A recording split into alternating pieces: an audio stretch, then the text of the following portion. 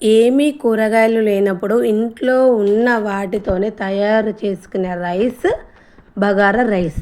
Bagara rice అనేది ఎలా చేస్తామో ఈ వీడియో చూద్దాము. దీనికి కావాల్సిన స్టవ్ ఆన్ చేసుకొని ఒక ప్యాన్ పెట్టుకోవాలి. మనం బగారా రైస్ వేసుకొని ప్యాన్ పెట్టుకున్న తర్వాత దీనిలోకి 2 స్పూన్ల ఆయిలు, 2 స్పూన్ల నెయ్యి, నెయ్యి 2 కలిపి వేసుకొని మనం బగారా రైస్ అనేది చేస్తే టేస్ట్ అయితే చాలా బాగుంటుంది. మనకు నెయ్యి అనేది కరిగాక దీనిలోకి మనము ఒకటికొకటి వేసుకుందాము. మనం బగారా రైస్ రెడీ చేస్తున్నాం కాబట్టి ఒక హాఫ్ అన్ అవర్ మొదలు 2 గ్లాసుల బియ్యాన్ని కడిగి నానబెట్టుకోవాలి. నానబెట్టుకుంటేనే మనకు రైస్ అనేది బగారా రైస్ అనేది చాలా బాగా వస్తుంది. మనకు నెయ్యి కరిగిపోయింది కదా, దీనిలోకి మనము లవంగాలు వేసుకోవాలి. 5-6 లవంగాలు, దాల్చిన చెక్క, ఇలాచి ఒకటికొకటి వేసుకోవాలి. సిమ్లో పెట్టుకుని వేసుకోవాలి. హై ఫ్లేమ్లో పెట్టుకుంటే నెయ్యిలో మాడిపోతుంది కాబట్టి సిమ్లో పెట్టుకొని ఒకటికొకటి వేసుకోవాలి. మనం ఏం వేసినాం, ఇలాచి, లవంగాలు, దాల్చిన చెక్క, బిర్యానీ పువ్వు, బిర్యానీ ఆకు, ఒక చెటాకు పచ్చిమిరపకాయలు మనకు రైస్కి పడేటట్టు చిన్నగా ముక్కలుగా చేసుకోవాలి. 1 కప్పు ఆనియన్స్, ఇవన్నీ వేసుకొని మంచిగా మనం నెయ్యిలోకి గొలుచుకోవాలి. మంచిగా మనకు ఆనియన్స్ అనేది కొంచెం ఇట్లా కలర్ మంచిగా చేంజ్ అయ్యే వరకు గోలించుకోవాలి.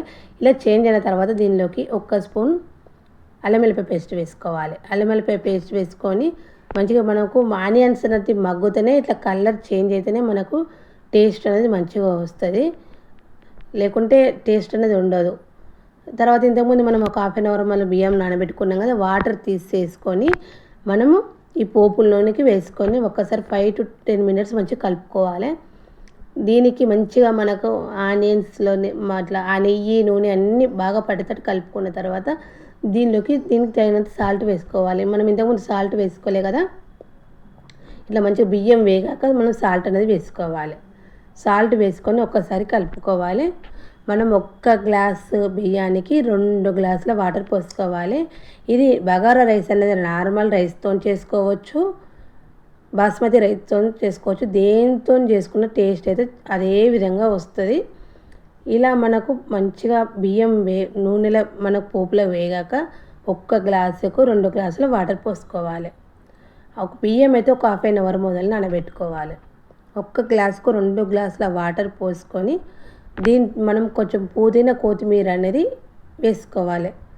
మనం పోపులో వేసుకుంటే పోపులు అనేది మనకు ఇట్లా మగ్గిన టైం ఆడుతుంది కాబట్టి ఇలా మనం వాటర్ పోసుకున్న తర్వాత వాటర్ పోసిన తర్వాతనే దీనిపైనే మనం మంచిగా పుదీనా, కొత్తిమీర వేసుకోవాలి. పుదీనా, కొత్తిమీర వేసుకుంటే మనకు రైస్కి అనేది పుదీనా, కొత్తిమీర ఫ్లేవర్ అనేది బాగా పడుతుంది.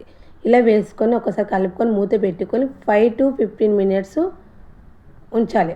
5 to 15 మినిట్స్ తర్వాత మనకు మూత తీస్తే మనకు బగారా రైస్ అనేది రెడీ అయిపోయింది. చూడండి ఎంత బాగా వచ్చిందో. ఫస్ట్ హై ఫ్లేమ్లో పెట్టుకోవాలి, తర్వాత సిమ్లో పెట్టుకోవాలి. మధ్యలో కలపొద్దు, ఒక్కసారి కలుపుకొని మూత పెట్టుకోవాలి. మనకి ఇట్లా పొడి పొడిగా మంచిగా బాగా వస్తుంది.